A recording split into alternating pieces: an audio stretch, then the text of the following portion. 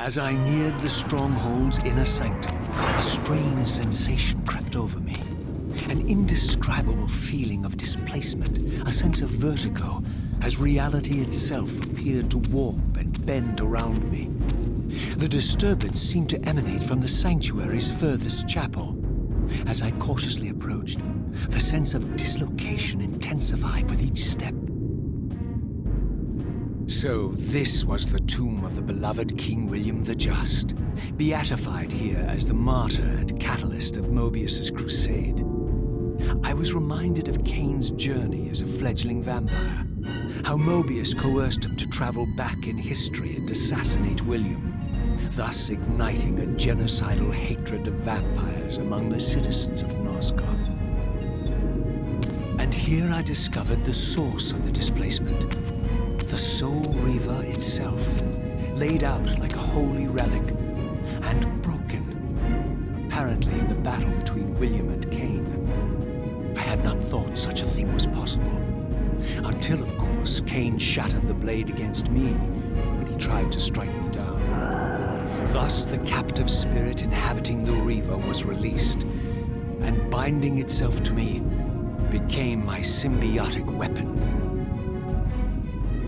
And so the Reaver met its former self, still imprisoned in this corporeal shell.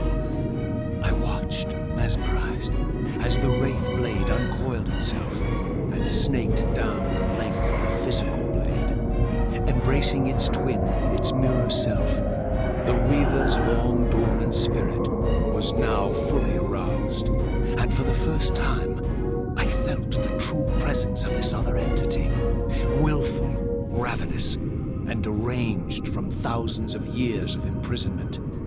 The Reaver was now in command, and I, now merely its helpless host, felt my soul being leeched to restore the blade. But the Reaver knew better than to destroy its host, and just as I neared the brink of oblivion, the blade released its hold on me. As I recovered, I realized we were now bound together in a fragile alliance. The Reaver no longer merely my symbiotic weapon, but a sentient parasite competing for control. What have you done to me, Moebius? Is this your trap? How mine? Don't forget it was Kain who led you here, not I. While you curse me, the only soul in Nosgoth ready to guide and assist you, Kain laughs at our folly and revels in your dismay. These blades, now coiled in sinister embrace, have inspired terror in the hearts of creatures far more durable than you, old man. Bound together as they are, I can only imagine what they could do to your soul's fragile shell. Raziel, I beg you to stay your hand. This was none of my doing. I have sought only to aid you in your righteous quest. Why, you're trembling, Moebius. Has your confidence abandoned you?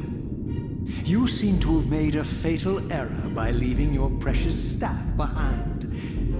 Is that where all your courage comes from?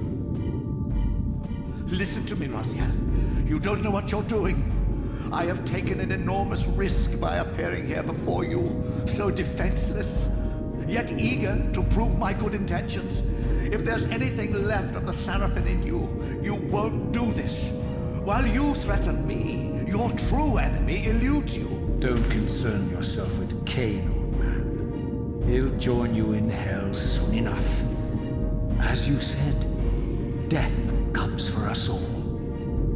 Yes, the wheel of fate demands it. What did you say? The wheel of fate. The inexorable cycle of death and rebirth to which all men are compelled.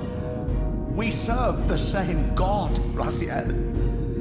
To strike me down would be striking God's own attendant. And I don't believe even you would take that risk. I tire of your games, Moebius. Now that I know you fear me, I needn't concern myself with you. Kain is waiting for me. Go then, Raziel. Seek Kain out and destroy him in the name of the one God we both serve. You, who were once a Seraphim priest, murdered, profaned, destroyed, and reborn again from his mercy. You are now most powerfully equipped to be his agent, his instrument of restoration and retribution. My own vengeance is motivation enough.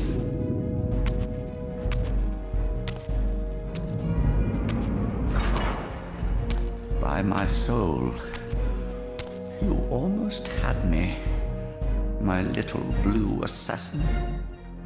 But that'll be the one and only chance you get. I assure you of that.